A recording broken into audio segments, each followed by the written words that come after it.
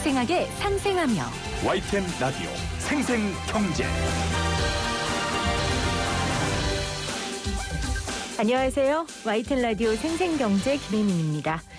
영국 정부는 서울시 등 일부 지방자치단체가 외국인 노동자의 코로나19 검사를 의무화하는 행정명령은 문제가 있다고 인권위에 제기했습니다.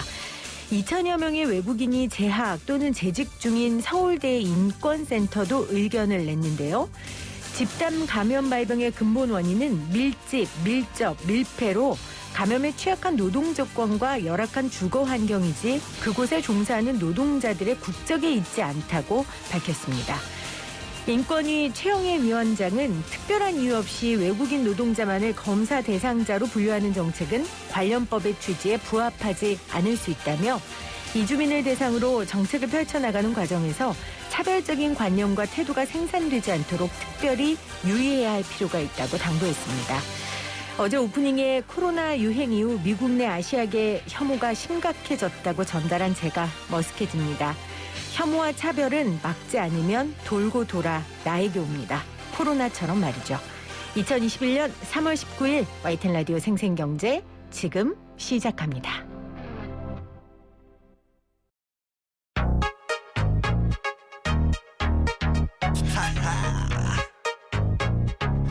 Yo, yo, yo.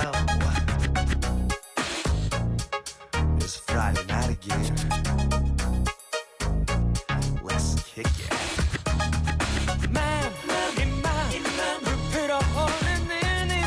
여러분, 봄이 왔습니다. 오늘 정말 봄 같은 봄 날씨였는데요. 오늘도 불금이잖아요. 그래서 불금을 위한 분들을 위한 수다 준비했습니다. 오늘 토론 아니고 수다는요. 맥주에 대한 이야기 나눠볼게요.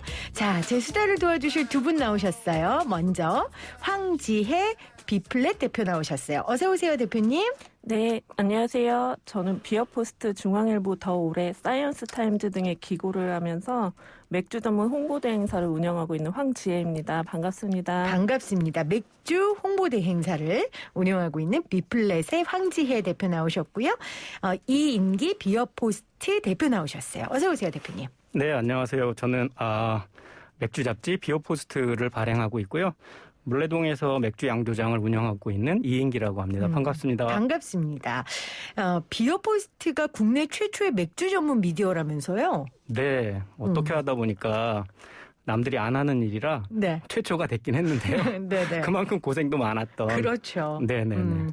사실 경제 프로그램의 맥주 이야기를 오늘 나눈다는 것부터가 맥주의 위상이 몇 년 사이에 굉장히 높아진 걸 의미하지 않을까 싶어요. 맞습니까? 네, 그동안은 맥주라는 것은 그냥 우리가 흔히 마시는 소주의 보조제로서 소맥 네. 섞어 먹는 네. 존재감이 그 정도밖에 없었는데 네. 이제는 그 맥주가 맛있는 음료로서 오롯이 자기만의 캐릭터를 갖고 있는 음료로서 요즘 이제 많은 주목을 받고 있는 게 사실입니다. 네, 황재 대표님도 동의하세요? 아, 네, 그럼요. 저도 이제 신문사에서 기자로 일하다가 맥주에 빠져서 이쪽 업계에 발을 들이게 됐는데요. 네. 제가 이제 맥주에 빠지게 된 계기 자체가 사실 다양성이 늘어나고 더 즐길 거리가 늘어나고 맥주 마시고 취하는 것뿐만이 아니고 여러 가지를 즐길 수 있는 상황이 되면서 네. 저도 이제 이 업계에 들어오게 됐습니다. 아니, 맥주에 얼마나 빠지면 기자를 그만두고 맥주 전문가가 됩니까? 얼마나 빠져야 되는 거예요? 잘못된 선택이었죠. 아, 그렇군요. 잘못된 선택이라고 하셨는데 한번 제가 오늘 인터뷰를 나누면서 잘한 선택이신지 잘못된 선택이신지 제가 한번 판단해 보도록 하겠습니다. 네네. 저도 사실은 맥주에 대해서 그렇게 큰 관심이 없었어요. 네. 그랬는데 몇 년 전부터 맥주가 취하기 위해 마시는 게 아니라 정말 음료로 느껴질 정도로 너무 맛이 다양하고 네. 굉장히 뭐라 그럴까요? 우리가 스타벅스 가면 커피 마시러 가는 게 아니고 문화를 흡수하러 간다고 하는 것처럼 그냥 맥주 마시는 일 자체가 하나의 문화가 된 저에게 네네. 이렇게 다가오더라고요. 네. 저 같은 분들 되게 많으실 것 같아요. 네. 요즘 맥주를 조금 이제 좋아하신다 하는 분들은 쉽게 옛날에는 그냥 500 주세요 이렇게 주문을 했다면 요즘은 페이레일 주세요, IPA 주세요 이런 자기 취향이 생겼다는 거죠. 맞아요. 네, 그래서 이게 되게 중요한 부분인 것 같고 맥주에도 이제 분명히 자기 기호와 자기 취향이 있다. 그래서 시장이 굉장히 다각화되는 것 같아요. 네, 자 오늘 토론 아니고 수다 맥주 이야기 나눌 겁니다. 여러분 방송 들으시면서 평소에 맥주에 궁금한 점 있으시다면 샵 0945 우물정 0945로 문자 보내주세요. 그러면 아무도 안 하는 이 맥주 전문 미디어를 만드신 우리 이인기 대표님과 맥주에 너무 빠져서 직장까지 그만두고 새로운 일을 하신 우리 황재 대표님께서 여러분들께 좀 좋은 정보를 주실 것 같아요.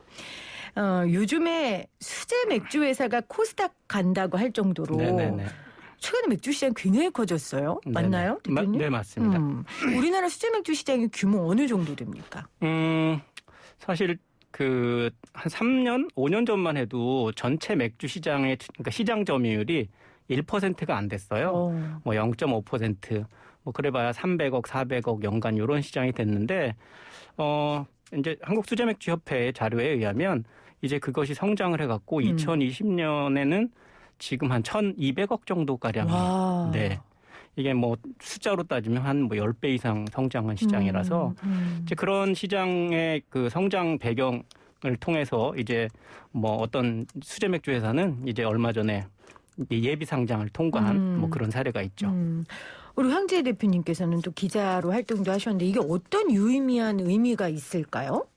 이 맥주가 정말 규모의 경제가 된 거잖아요. 맥주 회사들이. 아, 네, 그렇죠. 예전에는 이제 딱 정해진 2-3개 회사가 독점했는데 거의 뭐 독점이라고 해도 틀리지 않을 그런 시장이었는데 네. 이제는 새로운 업체들이 엄청 많이 지금 한 150여 개라고 지금 집계가 되고 있거든요. 150개요. 수제 맥주 만드는 국내 회사 말씀이시죠? 맞습니다. 150개. 네네네. 이렇게 많은 기업들이 나와서 이제 각자 자기만의 어떤 독특한 마케팅을 하는 회사도 있고 아니면 정말 이제 물량으로 승부하는 회사도 있고 아니면 지역에서 그런 지역 문화를 많이 융화를 시켜서 그렇게 하는 회사도 있고 그런 다양한 전략들을 쓰는 회사들이 많이 나왔어요. 그렇다 보니까 더 이제 시장을 더 넓힐 수 있는 가능성이 많아졌다고 볼 수 있습니다. 네.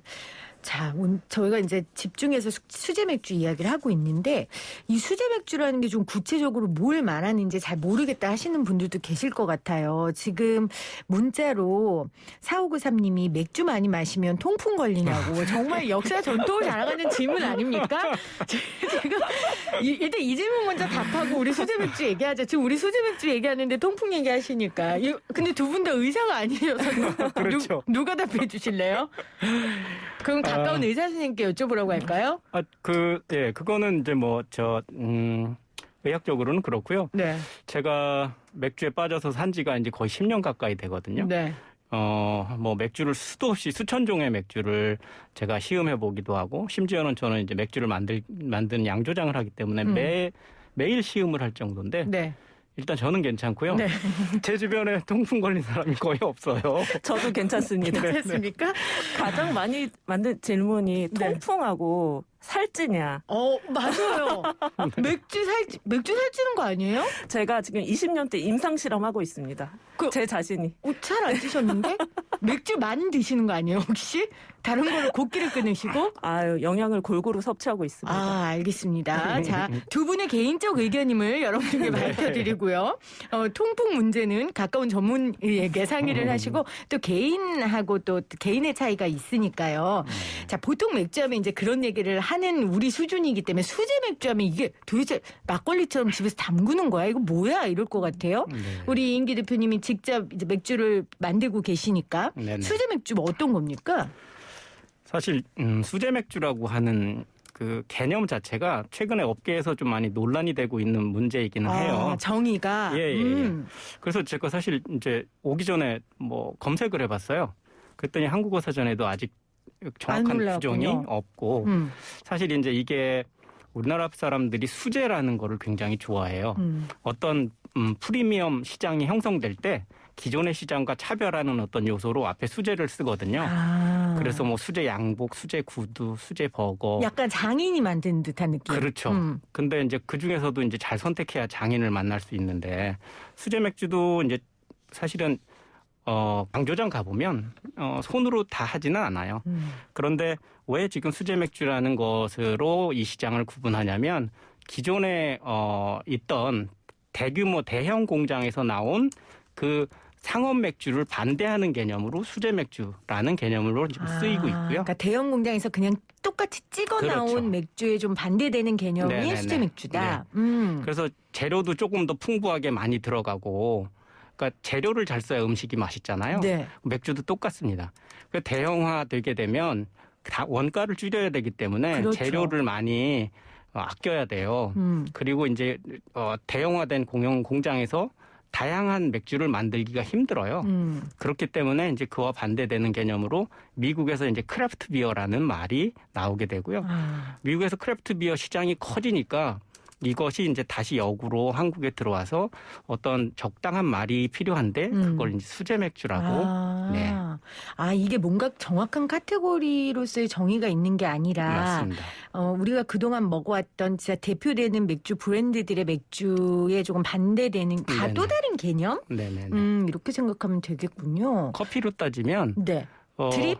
드립 그쵸. 커피? 뭐 옛날에 믹스 커피만 있었을 때 네. 이제 처음 원두가 들어와서 원두 커피 시장이 생겼고요. 네. 그 다음에 최근에는 그것도 차별하기 위해서 스페셜티 커피라는 시장이 또 만들어져요. 결국 뭐냐면 소비자들은 더 계속 맛있는 걸 먹고 싶어하는 어떤 욕망이 있거든요. 네. 그래서 그 프리미엄 시장을 규정하기 위해서 새로운 단어들이 필요한 거예요. 그렇군요. 네.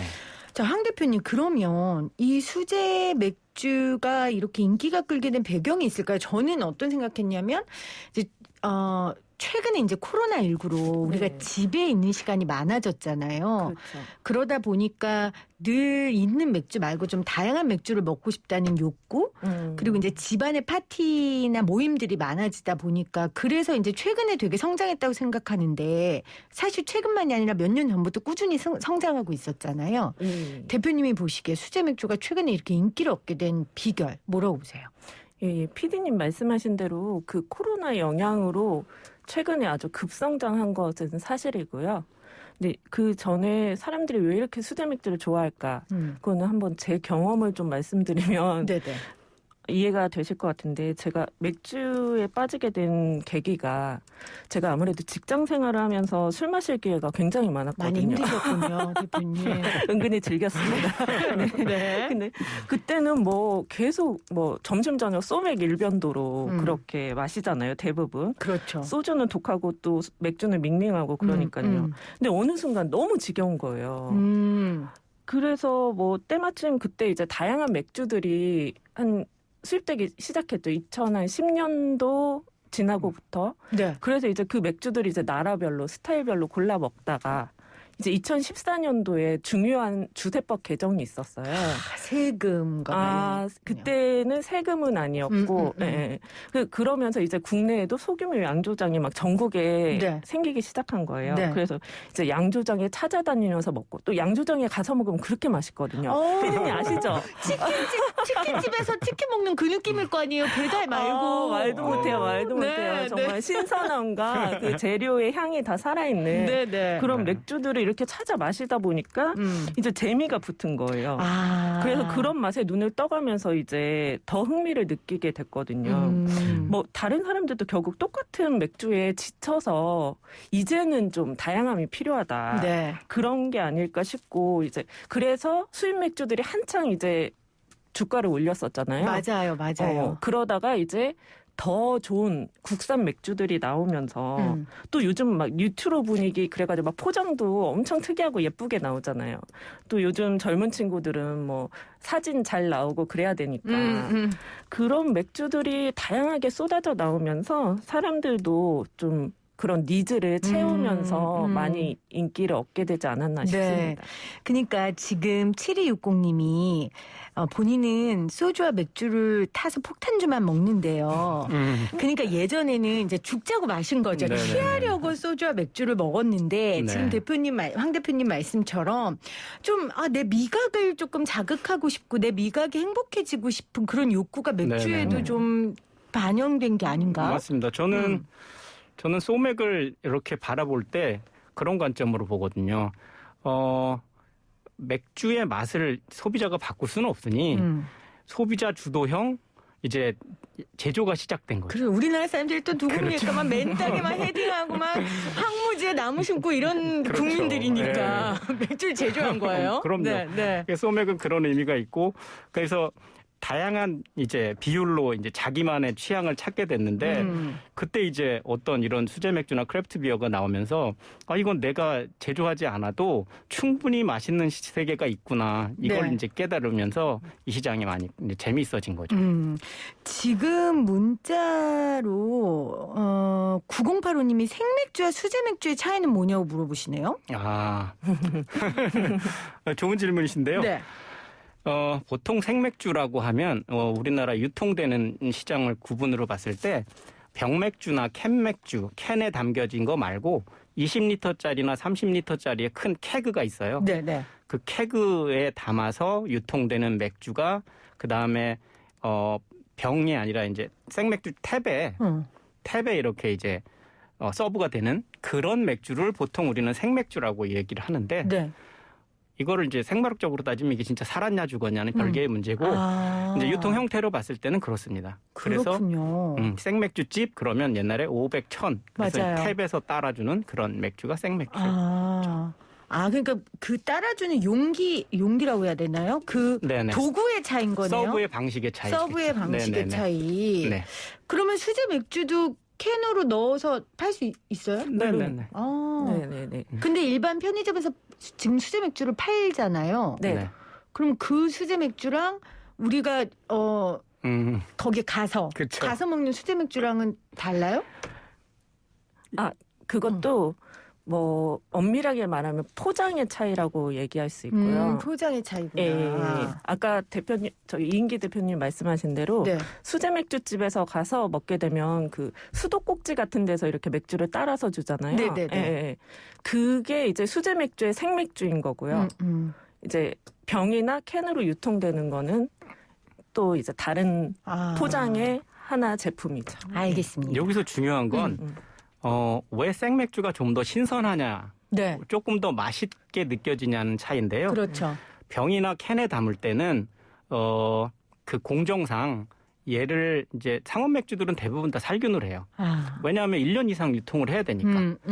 그런데 생맥주는 보통 한번 이렇게 이제 탭에다가 꽂고 이제 서브를 시작하면 적어도 3일 이내에는 다 20리터나 30리터를 소진하는 게 제일 신선하거든요. 네네. 그렇기 때문에 용기에 담겨서 소비자들의 갈 때까지 가장 단시간에 갈 수 있는 그런 방법이에요. 그래서 생맥주가 조금 더 맛있게 느껴질 수 있는 거죠. 네. 그러니까 아까 치킨집 거기서 튀긴 거 먹는 거랑 싸가는 거랑 다른 게 같은 거죠. 저는 이런 거 어쩜 이렇게 비유를 잘할까요? 탁월하십니다. 자, 사실은 이 맥주 시장 확대에 있어서 아까 언급하셨지만 그 종량세, 그러니까 그 얘기를 안 할 수가 없어요. 네. 그러니까 종량세는 과세 물건의 수량을 과세 표준으로 하는 조세고 종가세는 과세 단위를 과세 객체인 금액을 두고 하는 건데 이게 굉장히 큰 차이잖아요. 네네네. 그렇죠? 네. 지금 맥주는 예전에는 제조 단가에 100%가 세금이 붙었다면서요? 이제 뭐 조금 구체적으로 얘기하면 이제 제조 원가의 72%가 주세고요. 네. 그 72%의 주세에 해당하는 30%가 교육세. 그걸 다 합친 거에 10% 부가세를 합치면 한 2%, 100 그 정도가 돼요. 와. 그러니까 1,000원짜리 맥주가 생산이 되면 보통 이제 기본적으로 2,000원이 넘는 거죠. 그렇네요. 네. 근데 이제 이 종가세가 왜 이제 소규모 양조장들한테 불리했냐면 소규모 양조장들은 이 생산 원가가 대단히 높아요. 그렇겠죠. 네, 재료도 일단 많이 쓰고 네네. 인건비에다가 심지어는 뭐 그 임대료까지 다 포함을 해서 원가를 잡아요. 그러다 보니까 이 원가의 75%를 같이 매기면 대기업이랑 이제 경쟁이 안 되는 거죠. 그래서 이제 선진국들을 다 종량세로 이제 시행하고 있어서 그런 부분들을 반영된 게 이제 종량세죠. 근데 황 대표님, 우리 종량세가 2020년부터 된 거예요? 맞습니다. 네, 오, 얼마 안 됐네요. 네, 작년이죠. 오, 그럼 이제 이걸 통해서 맥주 산업이 더 커질 수 있는 가능성이 열린 거죠? 예, 아무래도 그 맥주의 세금이 줄어들었거든요. 그러다 보니까 이제 가격 인하 여력이 다 생긴 것은 사실이고요. 네.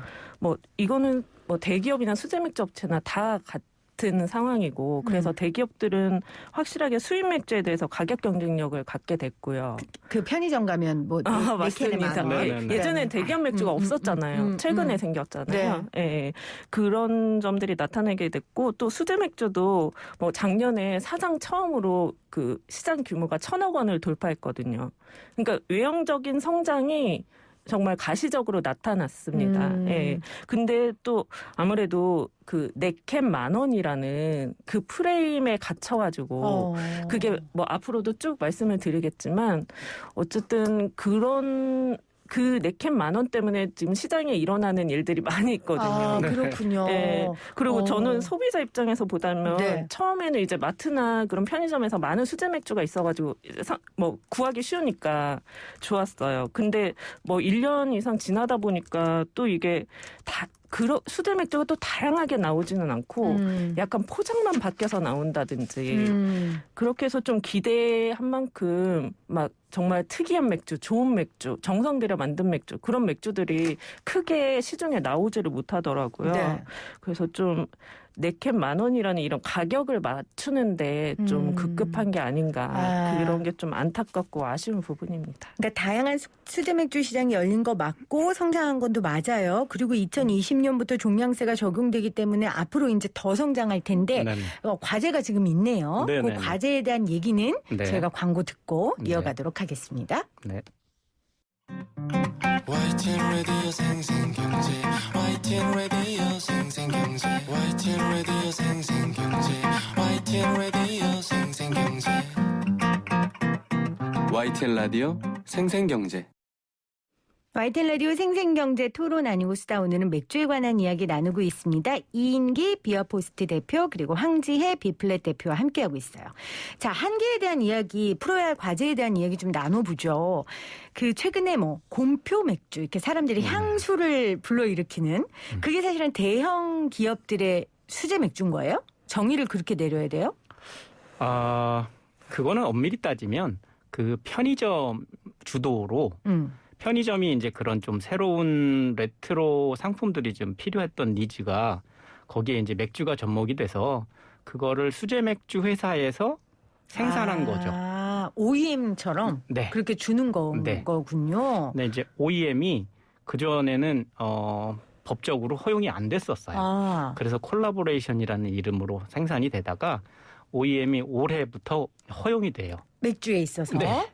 주류 전체 OEM이 이제 허용이 돼서 네. 아마 올해부터는 이제 좀 더 크게 뭐 그런 일들이 좀 펼쳐지지 않을까 싶어요. 그럼 황 대표님, 이거 좋은 거예요? OEM. 좋은 점도 있고 모든 일이 그렇듯. 그렇죠. 양면성이 있는데요. 좋은 점은 이제 그동안 수제 맥주 업체들이 생산 용량의 한계로 인해서 약간 시장 확장에 좀 제한을 받는 경우가 있었거든요. 그럴 때 이제 뭐 대기업의 그런 큰 장비라든지 그런 거를 활용해서 네. 뭐 OEM으로 제품을 만들어서 판매를 할 수 있다. 뭐 그런 어떤 여력이 생긴 거죠.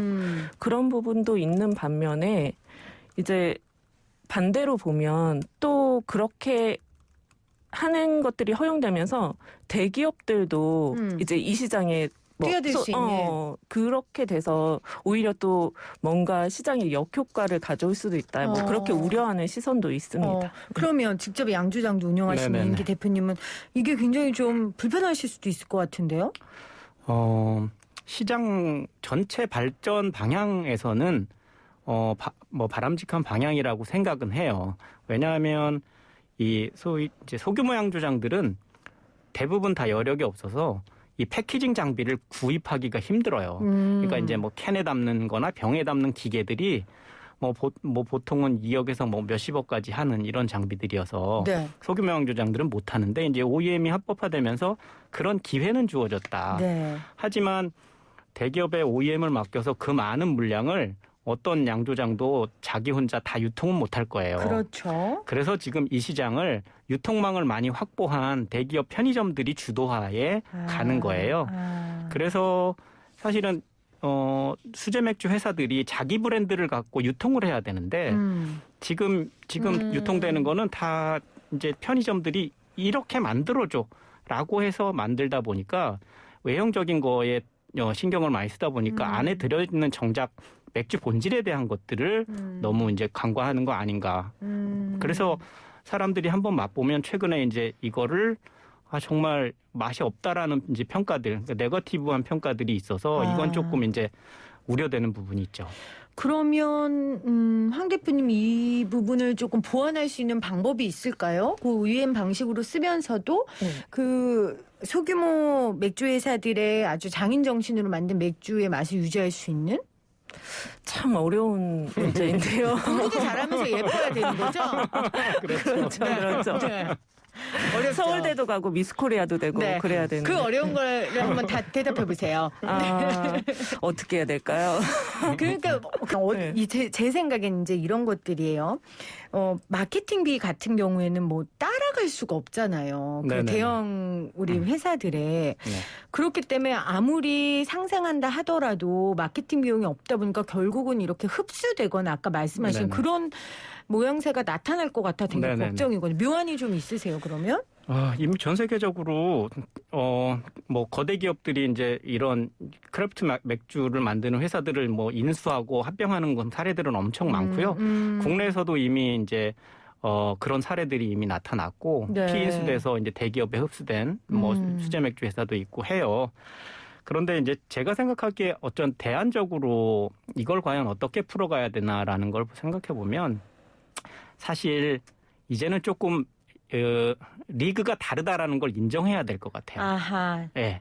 왜냐하면 사실 누구나 다 편의점이나 대형마트에 자기 제품을 넣어서 많이 팔고 싶죠. 그렇죠. 그런데 들어가기가 물리적으로 쉽지가 않아요. 왜냐하면 거기에는 홍보 비용을 딱 자기 돈을 내고 무슨 뭐 입점 장려금이나 이런 것들이 있어서 한번 들어갈 때 억 단위 이상의 돈이 필요한 걸로 알고 있어요. 그래서 일반 소규모 양조장은 꿈도 못 꾸는데 사실 그걸 바라보면서 상대적 박탈감은 분명히 많거든요. 그런데 그런 것들을 바라보지 말고 사실 자기 경쟁력들을 충분히 이제 확보하면서 자기 맥주의 본질에 조금 더 집중하고 특히 이제 로컬에서 풀어야 될 문제들이 많아요. 각 지역에서 자기 지역 특산품 내지는 지역에 대표할 만한 양조장의 어떤 프로덕트들을 만들어낸다면 많은 사람들이 이제 관광으로도 또 올 수 있거든요. 그렇네요. 네. 굉장히 철학적인 얘기를 하셨어요. 그 자체를 서로 인정하는. 네네네. 알겠습니다. 온라인 판매 금지도 굉장히 현실적인 벽인 것 같은데 이건 황지 대표님은 어떻게 보세요? 네, 뭐 아까 말씀하셨듯이 여러 가지 사정으로 대형 유통망을 활용하지 못하는 소규모 양조장들이 많거든요. 그렇죠.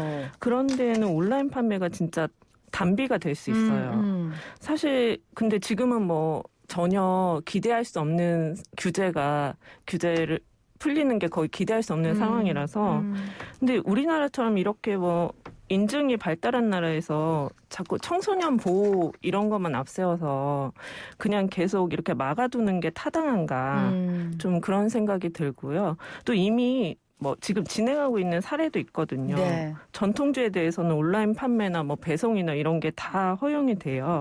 뭐 막걸리 같은 거? 막걸리도 전부는 아니고 그런 특정 카테고리에 있는 전통주는 허용이 되거든요. 예. 근데 뭐 이를 통해서 뭐 청소년 음주 문제라든지 이런 사회적인 문제는 생기지 않은 것으로 알고 있고 또 온라인 판매가 막혀 있다 보니까 맥주 업계는 좀 새로운 스타트업 그런 비즈니스 모델이 생겨나기가 어려운 상황이에요.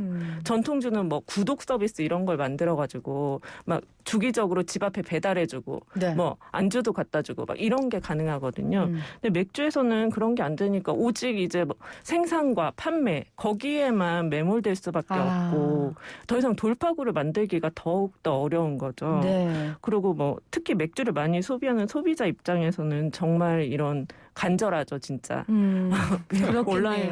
온라인으로 시켜 먹을 수 있다면. 네. 알겠습니다. 확실히 이번에 이 맥주 산업 얘기를 들으면서 제도가 이 산업 발전에 얼마나 중요한 역할을 하는지 다시 한번 알게 됩니다. 자, 산업에 대한 이야기 했는데 진짜 맥주 얘기 좀 합시다. 네. 지금 청취자들이 문자로 5064님 왕년에 5000cc씩 마셨는데 500 아니고요? 5000cc씩 마셨는데 요즘은 딸내미랑 조금씩 마시네요. 3437님 치과 수술하고 3주간 금주하라고 했는데 방송 들으니 갑자기 맥주 한 잔 마시며 봄을 즐기고 싶어지네요.